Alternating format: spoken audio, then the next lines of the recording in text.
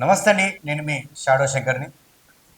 కాంగ్రెస్లో కొత్త కలకలం రేగుతుంది. ప్రజా పరిపాలన మర్చిపోయి పదవుల కోసం కొట్లాడుతున్న పరిపాలన తయారైంది. ఎంతో కష్టపడి ఇక కాంగ్రెస్ ఇక బతకదురా అనే సమయంలో ఇంకా ప్రజలకు కొన్ని నిజాలు మాట్లాడుకోవాలి. ఎందుకంటే మనం ఎప్పుడైనా జర్నలిస్ట్ అనేవారు ఒకవైపు ఉండొద్దు, వాస్తవాలే మాట్లాడడం ప్రయత్నం చేయాలి ఎప్పుడైనా. సరే, వాళ్ళు ఏ విధంగా ఉన్నాయో రాజకీయాలు అనేది కాదు కాదు, కానీ కొన్ని వాస్తవాలు కొన్ని మాట్లాడుకోవాలి. ఎందుకంటే అధికారం ఉన్నాక ఒక పార్టీ కాకుండా ఒక పార్టీ ప్రజలు ఎందుకు మారుస్తారంటే, ఎప్పటికీ ఒక్కడికే కట్టబెడితే జర పరిపాలన మీద వదిలిపెట్టి సంపదన మీద పడతారు అనేది కొంచెం మారుస్తుంటారు. అంటే అట్లా లేకుండా ఉండరు కానీ కొంచెం కొంచెం మార్పు కోరుకుంటారు ప్రజలు. అదే క్రమంలో ఏమైందంటే తెలంగాణలో బీఆర్ఎస్ పార్టీకి ఇక తిరుగులేదు పరిపాలన, ఇక దీన్ని ఎవరు ఢీ కొనలేరు అనే తరుణంలో, ఎందుకంటే కాంగ్రెస్కి మొత్తం గ్రాఫ్ మొత్తం కింద పడిపోయింది అప్పుడు. అలాంటి క్రమంలో తన భుజాల మీద వేసుకొని కాంగ్రెస్ పార్టీని అధికారంలో తీసుకొచ్చిన రేవంత్ రెడ్డి మీద ఇప్పుడు కొన్ని కుట్రలు జరుగుతున్నాయి. సరే, ఈ కుట్రలు చేసే వాళ్ళకి ఇంకా అడుగుదాం, అసలు రేవంత్ రెడ్డి లేకపోతే మీకు ఈ పదవులు వస్తున్నా, మీరు ఎమ్మెల్యేలుగా గెలుచుదురా? ఎందుకంటే ఆ మార్పును తీసుకొచ్చిండు. సరే, ఏ విధంగా చేసిండా, ఎట్లా చేసినాడు సరే. ఇప్పుడు కొంతమంది కాంగ్రెస్ పార్టీ ఉన్న ఎమ్మెల్యే వాళ్ళు కొంతమంది రేవంత్ రెడ్డికి వారు పాడుతున్నారు, కొంతమంది మాట్లాడలేకపోతున్నారు, ఏదో ఇద్దరు ముగ్గురు వచ్చి బయటకు వచ్చారు. అసలు మేము ఎందుకు ఎమ్మెల్యేలైనాం, ఈ ప్రభుత్వాన్ని ఎందుకు ఏర్పరచడం, ప్రజలు మాకు మీద ఉంచుకున్న నమ్మకం ఏంది, ఇవన్నీ సోయి మరిచి విమర్శలకు చేసుకుంటున్నారు. ఒక దిక్కము పాలిటెక్నిక్ విద్యార్థులు ధర్నాలు చేస్తున్నారు రోడ్ల మీద. ఎందుకు చేస్తున్నారు ప్రజలు, ఎందుకు చేస్తున్నారు, మమ్మల్ని ఓటేజ్ గెలిపించిన మన ప్రజలు ఎందుకు రోడ్ల మీద పడరని చెప్పేసి దీని మీద అడిగేది పోయి వారికి లోపల కొన్ని పర్సనల్గా ఉన్న విషయాల మీదనే ఎక్కువ ఫోకస్ అయింది.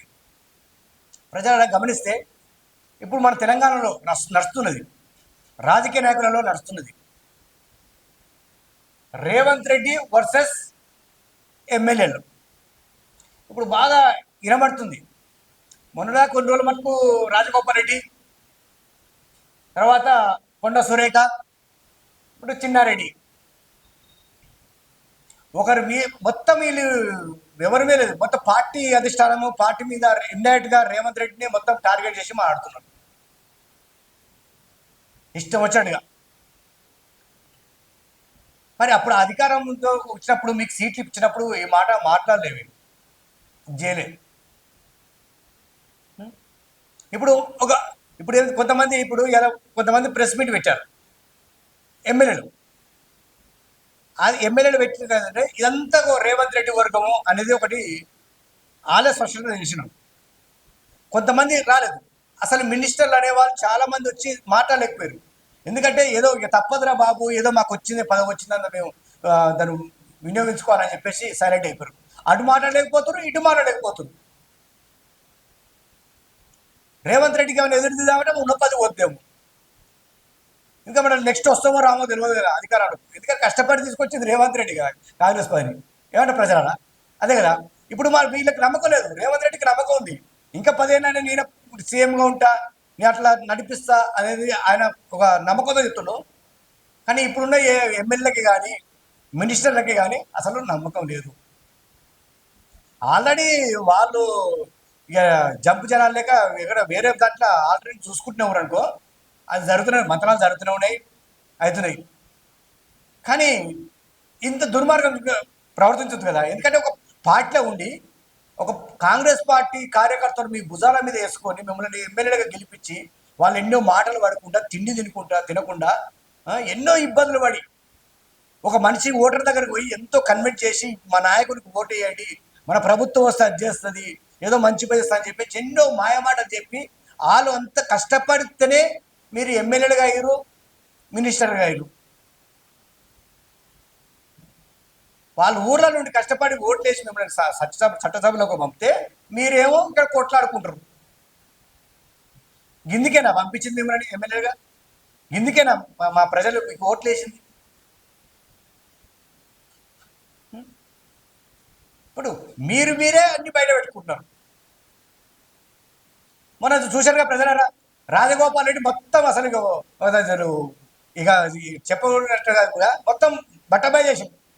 కాంగ్రెస్ పరిపాలన ఎట్లా ఉంది, ఎట్లా దోసుక తింటారు ఎందుకు. ఇంకొక ఛాయిస్ లేదు ఇక మాట్లాడికి. ఇక వీరి మీద కొట్లాడుకుంటారుగా, వీరి మీద ఇదైపోయినా ఇంకా మాకే పని చెప్పేసి ప్రతిపక్షం సైలెంట్గా సల్లాకు వేసిన కూర్చురు. వాళ్ళకి ఇక పని లేదు. ఇక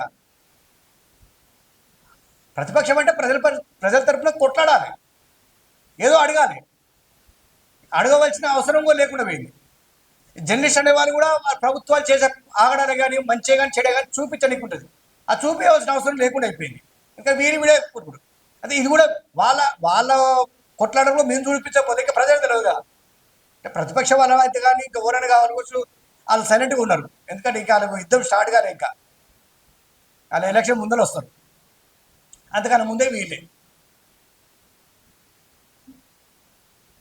ఎందుకు ఈ రోడ్ల మీదకి వచ్చి ఎందుకు ఇంత చేస్తున్నారో, ఇంత రాధన చేస్తున్నారో మరి కాంగ్రెస్ కార్యకర్తలకే అర్థమవుతలేదు. అసలు మేము ఈ వర్గమా ఆ వర్గమా? రేవంత్ రెడ్డి గురించి మాట్లాడాలా, లేకపోతే మా ఎమ్మెల్యేల గురించి మాట్లాడాలా, మా మినిస్టర్ల గురించి మాట్లాడాలా, ఎవరి గురించి మాట్లాడాలో వాళ్ళకే ఏం తోయక వారు తలకాయలు పట్టుకుంటున్నారు. ప్రజలారా, ఇప్పుడు మనం ఇటువంటి పరిపాలన అనేది మనం ఉంచుకోవాలన్నా తీసుకోవాలన్నా ఏంది దీన్ని ఎట్లా రిసీవ్ చేసుకోవాలన్నా అర్థమయ్యే కాకుండా పరిస్థితి అవుతుంది. అసలు ఈ గొడవ చూస్తే ఊర్లలో కొంతమంది బయటికి రావడానికి ఇదైపోతారు కార్యకర్తలు. చిన్న నాయకులకు ఏం చెప్పాలి? ఇప్పుడు ఎదుటోడి ముందర మాట్లాడంటే మన గవర్నమెంట్కి చూడండి అడిగితే సమాధానం చెప్పాలంటే ఏమని చెప్పాలి? ఇప్పుడు మనం గవర్నమెంట్ మంచిగా పనిచేస్తుందని చెప్పాలన్నా, చేస్తలే అని చెప్పాలన్నా? చేస్తేనేమో మరి వీళ్ళకి చాలా మంది ఉన్నారు. ఇంకా అంటే ప్రధానంగా వీళ్ళు వినిపిస్తున్నారు, ఇంకా చాలా మంది ఉన్నారు. మరి వీళ్ళ గురించి ఏం మాట్లాడాలి? ఇవన్నీ మర్చిపోయి కొంచెం ప్రజల మీద ధ్యాస పెట్టండి.